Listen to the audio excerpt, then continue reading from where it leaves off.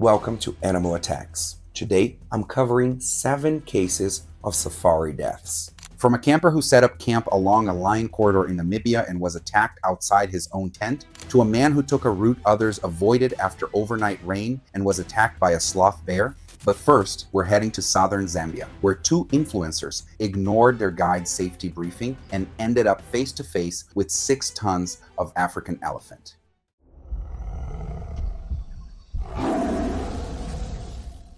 It was August 1 of 2021 at a privately run safari camp bordering a remote wildlife corridor in southern Zambia. The camp sat at the edge of a dry season migration route where mopane woodland thinned into open grassland and watering holes shrank to muddy pools that drew animals from miles away. Brooke Ellison, 24, and her travel partner Sasha Doyle, 26, had spent 2 years building an online following around staged wildlife photography across several African countries. Neither woman had prior experience on African safaris, and both had a habit of leaving designated viewing zones whenever it meant a better shot. The camp itself was modest 6 canvas tents, a single open-sided dining area, and a staff of 4 who rotated guiding duties depending on the week. Guests were briefed each morning before departure. Standard language about staying inside the vehicle, keeping voices low, and never approaching wildlife on foot without direct instruction. Most tourists followed the rules without much thought. Brooke and Sasha had a habit of trailing a few paces behind the group, phones already raised, long before any animal came into view. Their guide had stopped the vehicle roughly 40 yards from a solitary male elephant feeding near the tree line, a distance the operator considered safe for observation. The elephant was stripping bark from a young mopane tree, unhurried, ears loose against its body. Guides on that route worked the same corridor daily during dry season and had repeatedly briefed guests that leaving the vehicle was never permitted, especially near a male showing signs of must. An adult male African elephant can weigh more than 6 tons and stands close to 11 feet at the shoulder. During must, a temporary surge in testosterone dramatically raises aggression levels even towards stimuli the animal would normally ignore. Visible signs include fluid discharge from the temporal glands, a raised head, flared ears, and short exploratory charges that precede a full run. Guides trained to recognize must typically add another 30 to 40 yards of buffer distance and avoid stopping the vehicle at all if the signs are pronounced. This particular bull had a faint dark streak already visible along the side of his face, though from 40 yards in fading afternoon light, it was easy to miss. While the group's attention shifted toward a second herd down the road, a cow and 2 calves moving toward the same waterhole, Brooke and Sasha stepped away from the vehicle and moved roughly 30 feet into open ground to reframe a photograph. Neither said anything to the guide before doing so. I've seen this pattern before. Attention split, the gap closing, and no one keeping their eyes on the animal that truly mattered. And I can tell you this much, stories that begin like this rarely have a happy ending. The grass in that stretch had been trampled low by weeks of foot and vehicle traffic, giving them a clear, unobstructed line to the feeding bowl. The elephant's ears snapped outward and its head lifted immediately. It took 2 short steps forward, a testing motion, the kind of movement guides are trained to treat as a final warning rather than a bluff. By the time the guide turned back, the distance remaining was too short to close safely. There was no trumpeting, no prolonged buildup. The charge came fast and low, the animal covering the open ground in under 4 seconds. The animal reached both women before anyone could intervene. The guides knew something like this could happen. That's why they repeatedly briefed visitors on the safety rules. But even with those warnings, they couldn't prevent what happened next. Other guests in the vehicle described the scene afterward only in fragments. The sound of the charge, the stillness that followed, the guide radioing back to camp before the vehicle had even come to a full stop. Emergency responders from a neighboring camp arrived within the hour, navigating 12 miles of unpaved track in the dark, but both were pronounced dead at the scene. The bull retreated into the tree line shortly after and was not seen again near the corridor for several weeks. The camp suspended all off-vehicle stops for several months and increased the mandatory buffer distance for any bull elephant showing signs of must before reopening, along with a revised policy requiring guests to remain in the vehicle at all times unless the guide gave explicit clearance to disembark.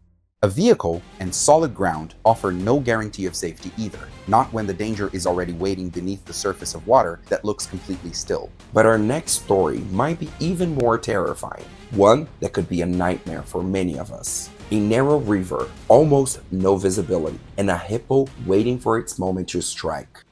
It was September 15 of 2017, along a narrow flooded channel in Botswana's Okavango Delta, where a small family-run outfit guided photography trips by aluminum boat during the seasonal floods. The business ran on a handful of flat-bottomed boats, each seating no more than 5, and relied on local knowledge passed down through 2 generations of the same family rather than any formal survey of the waterways. Daniel Reyes, 41, had spent over a decade photographing birds and large mammals across southern Africa, and often requested quieter routes away from the main tourist channels, preferring the kind of narrow backwater that produced fewer crowds and better light. The delta that year was behaving differently than usual. Unusually low water that season had forced boats through narrower passages than normal, cutting travel time on the main channels, but pushing traffic into side routes rarely used outside of flood years. Dense reed growth cut visibility around several bends to almost nothing, and the water itself had turned the color of strong tea, thick with silt stirred up from the shallower bottom. Guides working those side channels leaned heavily on engine sound and instinct, since sightlines beyond 10 or 15 feet were often impossible. What unnerves me most about these channels isn't what you can see, it's that a hippo can be 4 feet away, fully submerged, and the water won't tell you. An adult hippopotamus can weigh more than 3,000 pounds, and despite spending most daylight hours submerged, defends its stretch of river with total commitment. Hippos rest in the shallows during the heat of the day, surfacing only briefly to breathe, which makes them almost invisible to boats moving at any real speed.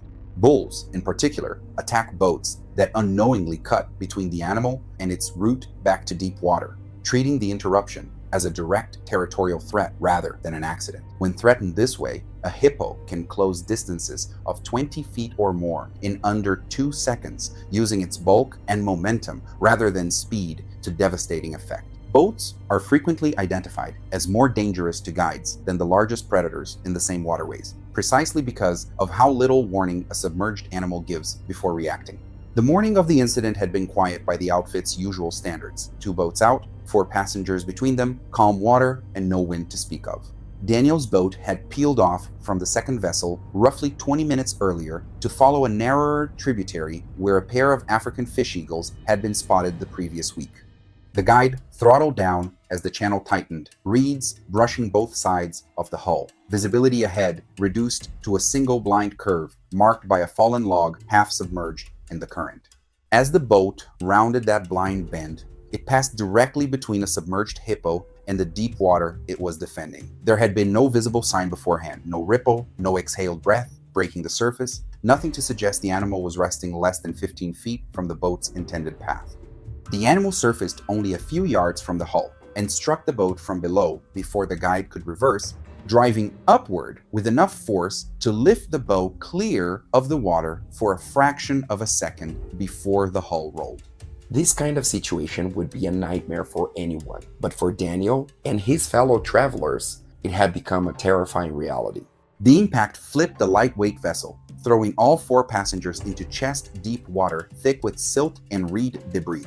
The current in that channel ran faster than it appeared from the boat, pulling loose gear and life vests downstream within moments. 3 reached the reeds, dragging themselves through mud and root systems to firmer ground along the bank.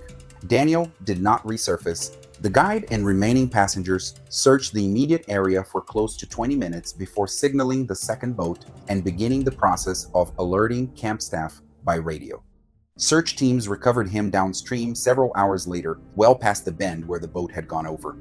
The outfit permanently removed that channel from its seasonal route list and instituted a policy requiring 2 guides rather than 1 on any boat entering narrow, low-visibility water, along with mandatory engine cutoffs at blind bends to listen for movement before proceeding. The next attack happened nowhere near a river, and the animal responsible is rarely the one people expect to fear on a forest trail. It was November 4 of 2018, near a small family-operated eco-lodge bordering mixed forest in central India. The lodge consisted of 8 rooms built along the edge of a teak and bamboo forest, running its own short guided walks rather than partnering with any larger tour operator, and depending heavily on repeat guests and word of mouth. Harold Whitfield, 58, had traveled alone after retiring from a long career in logistics, combining birdwatching with short guided walks arranged directly through the lodge rather than any larger tour company. He had visited twice before and was familiar enough with the property that staff considered him low risk, an experienced walker who kept pace with the guide and rarely lagged behind to photograph something on his own. Heavy overnight rain had littered one section of trail with fallen branches, and the group was rerouted through a denser, rarely used stretch of forest that the lodge normally avoided during the wetter months. The alternate path cut closer to a dry stream bed lined with thick undergrowth, the kind of terrain where sound carried poorly and visibility dropped to a fraction of what it was on the main trail. Termite mounds, some standing several feet tall, dotted the area, drawing the attention of the guide more than once as a sign of what might be feeding nearby. When you're moving through terrain like this, especially along a route you rarely use, the real danger isn't what you see. It's what you never hear coming until it's already too close. A sloth bear weighs up to 310 pounds and feeds mainly on termites and fruit, yet the species is responsible for a disproportionate share of serious bear attacks on the Indian subcontinent, largely because it reacts violently when startled at close range. Unlike many bear species that rely on sight or scent to detect threats from a distance, sloth bears have notoriously poor hearing and eyesight and often fail to register a human's presence until it is only a few feet away. This combination of poor senses and short temper makes sudden encounters especially dangerous. Females with cubs will charge almost instantly through brush, where visibility is under 10 feet. And unlike some species that bluff charge before committing, sloth bears frequently attack without any warning display at all. The guide leading Harold's group had slowed the pace deliberately after spotting fresh digging near one of the termite mounds, aware that recent rain tends to bring bears out to feed on exposed insects. Even with that caution, the density of the undergrowth meant the group was moving almost blind through several stretches, relying on the guide's knowledge of the terrain rather than any clear line of sight ahead. Harold came within a few feet of a female concealed beside a fallen log with 2 cubs nearby before anyone in the group saw her. The log itself sat low to the ground, half rotted and covered in leaf litter, offering almost no visual separation between the animal and the narrow path. She charged immediately, closing the distance before the guide could step between them, covering the short gap in under 2 seconds with the same explosive burst. Sloth bears are known for when a cub is perceived to be at risk.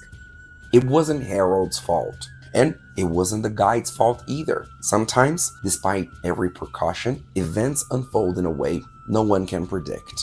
They could have called off the walk that day, but in a place that had always felt familiar and safe, most of us probably would have made the very same decision. The rest of the group escaped behind heavier trees, scrambling away from the log as the guide shouted and moved toward the animal, using noise to drive the animal off after the attack. Sloth bears typically disengage once the immediate threat is removed, and this one retreated back toward the cubs and the cover of the stream bed rather than pursuing further. Harold was airlifted to a regional hospital roughly 40 minutes away by road, a distance that required an emergency helicopter transfer given the severity of his injuries, but he died from his injuries before arrival. The lodge closed that detour permanently and added seasonal inspections of overgrown trail sections going forward, along with a policy requiring guides to carry noise deterrents on any walk routed near known termite activity. Not every animal on this list ambushes from water or brush. Some rely on stealth in open grass, disappearing completely until the moment they choose to move. It was June 23 of 2015, inside a privately managed game reserve in eastern South Africa. The reserve covered close to 40,000 acres of mixed bushveld, crossed by a network of unpaved service tracks, used almost exclusively by staff vehicles rather than tourist convoys. Marcos Ilonga, 36, worked as a field mechanic for a small safari operator, responsible for recovering aging vehicles that regularly broke down on remote service tracks running through active predator territory. He had worked the position for 6 years and was familiar with most of the reserve's known predator activity, though the density of leopards in that particular section had increased over the previous 2 seasons as prey populations shifted closer to a seasonal water source. One afternoon, a transport truck lost its brakes several miles from base camp, rolling to a stop against a shallow embankment on a track bordered by chest-high grass on one side and thicker acacia scrub on the other. Marcus and a second mechanic arrived with recovery equipment, while a separate guide redirected all tourist vehicles away from the area, a standard precaution, given the truck's location deep inside a zone the reserve classified as high-density predator habitat. The recovery vehicle parked roughly 30 feet from the disabled truck, engine left running, its headlights doing little against the mid-afternoon glare, but its idle providing the only real background noise on an otherwise still stretch of track. Nothing about the scene looked dangerous. That's usually when it is. An adult leopard typically weighs between 80 and 170 pounds and relies almost entirely on concealment, holding still in cover as tall as 2 feet until prey or a perceived threat comes within striking range, usually under 15 feet, before launching an attack that covers that distance in under a second. Leopards are solitary and largely silent hunters, capable of remaining motionless in grass or scrub for extended periods even as people or vehicles move nearby, and they show almost no observable sign of presence until the final charge begins. Reserve staff considered breakdowns in tall grass sections among the highest risk repair jobs on the property, specifically because of how easily the terrain concealed resting cats. The two mechanics worked without immediate concern, focusing on the underside of the truck rather than the surrounding vegetation, a routine repeated dozens of times before without incident. The second mechanic stood near the cab, passing tools down as needed, while Marcus moved to the front of the vehicle to begin securing the tow cable to the frame. The grass along that stretch of embankment had grown past knee height following recent rains, thick enough to fully obscure anything resting low to the ground within 10 or 12 feet of the track. From a distance, the embankment looked like open ground, but up close, the grass was tall enough to hide anything lying beneath it. As Marcus knelt to attach a tow cable beneath the disabled truck, a leopard that had been resting in nearby grass, undetected by either mechanic, launched from roughly 12 feet away. There was no growl, no rustle of grass beforehand that either man later recalled noticing, only the sudden motion at the edge of vision and the animal closing the distance almost instantly. Neither man reached the recovery vehicle before it closed the gap, the 30 feet separating them from the running engine, and any real cover proving far greater than it would have seemed moments earlier. Armed rangers reached the site within minutes, alerted by radio the instant the second mechanic reached the recovery vehicle and called it in, and drove the animal off, using a combination of vehicle noise and warning shots fired into the ground nearby.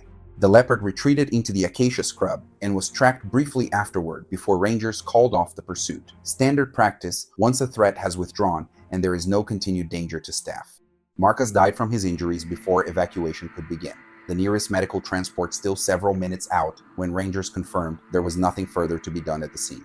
The operator revised its recovery protocol to require an armed scout inspecting surrounding vegetation before any roadside repair outside camp boundaries, along with a rule mandating that all breakdowns in tall grass zones be approached only after the immediate area had been cleared on foot.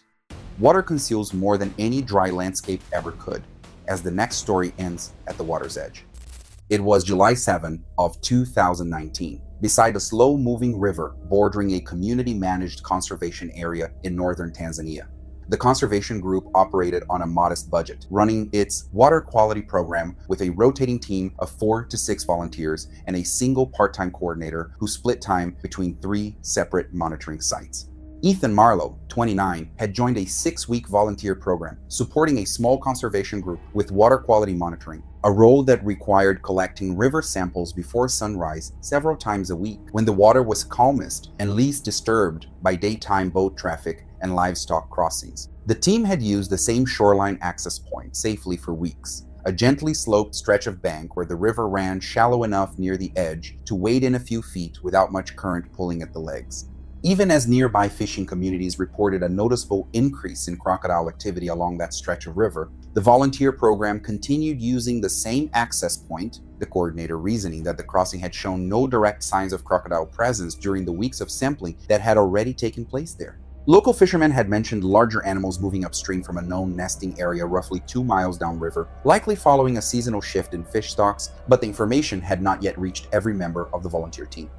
Believing a place is safe after predators have already been seen, there is a risk no one should take. But the real danger comes when you don't even know they're there. A Nile crocodile can exceed 16 feet in length and 600 pounds, and it hunts as an ambush predator, remaining almost entirely submerged near shorelines used by animals or people, often with only its eyes and nostrils breaking the surface for hours at a time. This near-total submersion, combined with murky or tannin-stained water common in slow-moving rivers, makes detection from the bank almost impossible, even at close range. It can launch from the water at speeds exceeding 20 miles per hour over short distances, usually striking when prey comes within 5 feet of the water's edge, using a burst of tail-driven acceleration rather than a gradual approach. The morning of the incident began the same way most had, with Ethan arriving at the bank alone shortly before sunrise, while 2 other volunteers prepared equipment a short distance up the slope.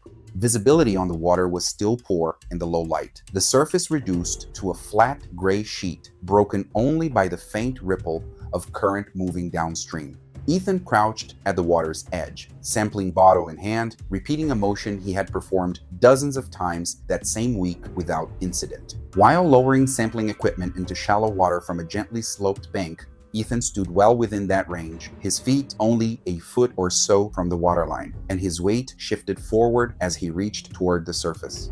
For Ethan, this was almost impossible to prevent. He believed he was standing in a safe place. What he didn't know was that the predator had already been waiting there. Then, without warning, the water exploded apart. There had been no visible approach, no sign of danger until the very last second. A large crocodile seized his leg before pulling him into deeper current with a single violent motion characteristic of the species' feeding technique.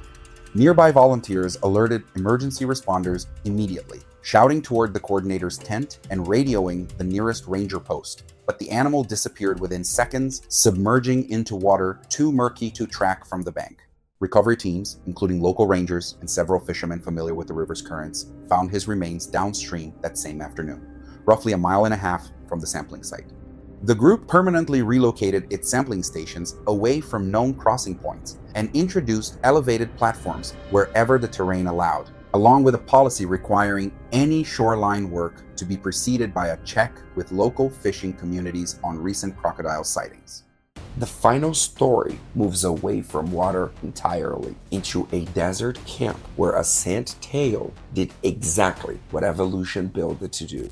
It was October 29 of 2014, along a dry riverbed in northwestern Namibia, where a small, independent overland outfit ran multi-day desert camping trips through remote terrain. The outfit operated with a single crew of 3 guides, rotating across a handful of routes through the region, relying on satellite phones rather than any fixed base for emergency communication, given how far the trips ventured from paved roads. Richard Colton, 47, had years of recreational camping experience in North America, but little exposure to African predator behavior outside established campgrounds, and had signed on for the trip, expecting terrain and wildlife risk broadly similar to backcountry trips he'd taken before.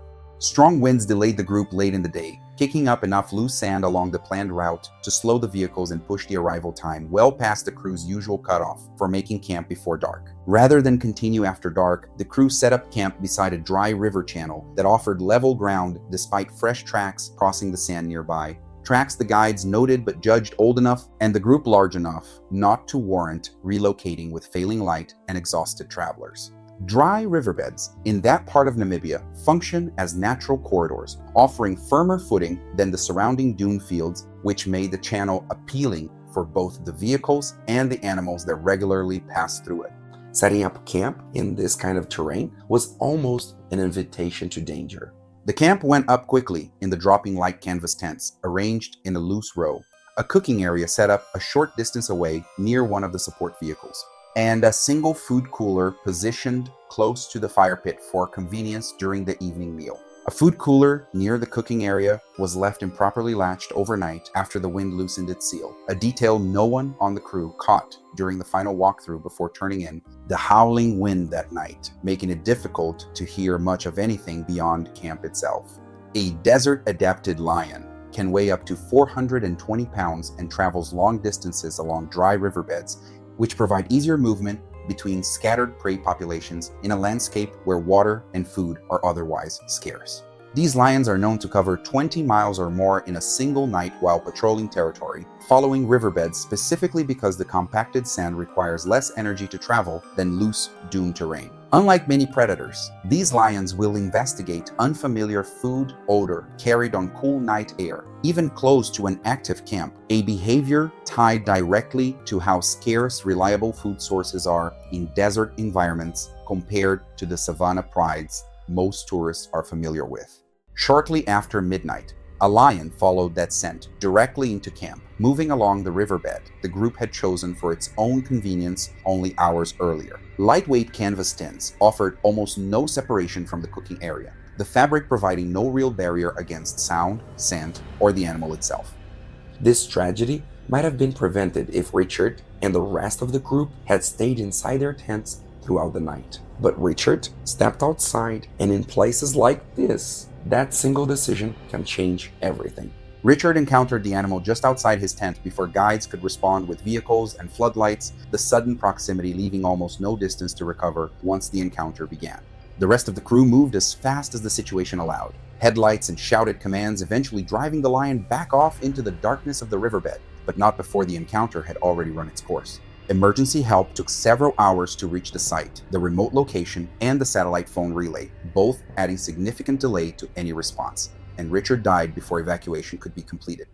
The outfit permanently abandoned overnight camps inside active river corridors, introduced sealed food storage protocols using hard-sided containers rather than coolers, and moved future campsites to elevated rocky ground away from known wildlife routes, even where that meant longer drives to reach a suitable site each evening.